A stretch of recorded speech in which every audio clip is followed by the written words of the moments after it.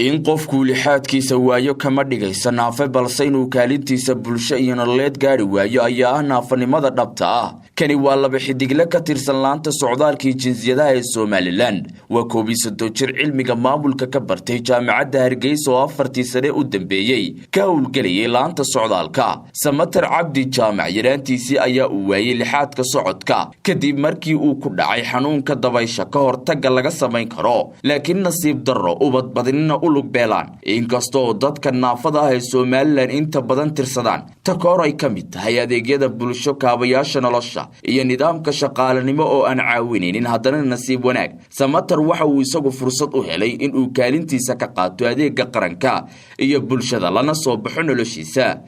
magacaygu waa Samatar Cabdi Jaamac, waxa ku dhashay magaalada Muqdisho sanadkii 1989 inta kadib Muqdisho waan ka soo guurnay, Hargeysa u soo guurnay. intii ka dambeysay oo dhan Hargeysa deganeyn. waxbarashadeedii dugsi hoose ilaa dugsi sare waxaan ku soo qaatay isla Hargeysa ku qaatay. jaamacadda waxbarashadii jaamacadeedna isla Hargeysa ku soo qaatay, iyadana degree koowaad Hargeysa ka dhamaystay. iraahdo sideed naafo ku noqotay waxay noqonaysaa jawaabteedu waxay noqonaysaa inaan iraahdo anigoo yar ayaan dabayshan la iraahdo polio ee asiibtay, isla markaana waan ku weynaaday, waan ku caqliyeystay. alxamdulillah de maanta wakaan ninka talinaya ismaamulaya maaragtay wax walba qabsan kara ayaan ahay. marka alxamdulillah de waxa la yiri lama doorto inaad adigu naafo noqoto. maanta kursigan ku fadhiyo anuman dooranin, Ilaahay subxaanahu wa ta'ala ayaa ii dooray. Samatar oo aan howl maalmeedkiisa u kurgalay waxa ka muuqatay sida ugu faraxsan yahay horumarka uu nolosha ka samaynayo. waa tallaabooyin cibre iyo cashar u noqon kara guud ahaan dadka la duruufta ah ee laga yaabo in hagardaamada nololeed ee ay la kulmaan niyad jabiso ama ugu yaraan gaabis ka dhigto horumarkii ay samayn lahaayeen. waana arrin rumaynaysa halku dhiga ah naafanimadu ma aha dhammaadka nolosha. ma oran karo wax caqabada iga hortimid intii aan halkan hawshan ku jiray. aniga waxa oran karaa way ii fududaatay si fudud si wanaagsan bay igu dhameeyeen qoladii igu tiri waa ku qaadanaynaa xagaashan shaqan ku geynina. si fudud bay igu aan ku galay, isla markaana 5 sanadood gudahood ayaan maaragtay labada xidigood aan ku helay.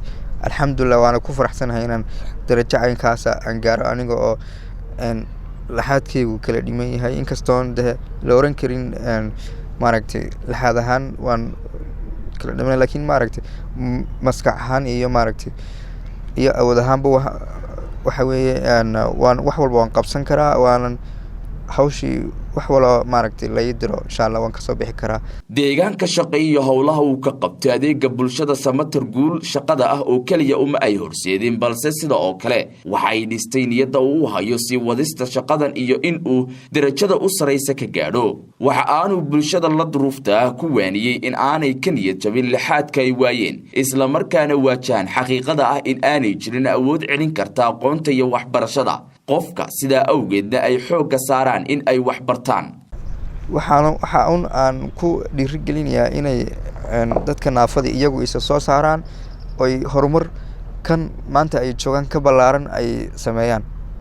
aniga waxaan rajaynayaa aniga oo kursiga ku fadhiya inaan gaaro darajada taliyanimo halka taliyaha ugu sareeya ee ciidamada immigrationka.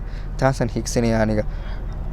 insha Allah mar qurana marun way rumoy doontaa rajadaas aan qabo. tani waxay caddayn u tahay in aanay naafanimadu ahayn dhammaadka nolosha, balse looga baahan yahay qofka naafada ah in uu la yimaado dadaal iyo dhiiranaan sidii uu u rumayn lahaa himilooyinka uu nolosha ka leeyahay.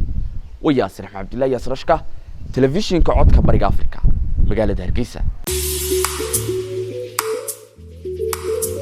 si aad joogto uga hesho wararka iyo barnaamijyada telefishinka codka Bariga Afrika, fadlan iska diiwaangeli channelka YouTube-ka ama dooro bogagga baraha bulshada ee Facebook iyo Twitter-ka.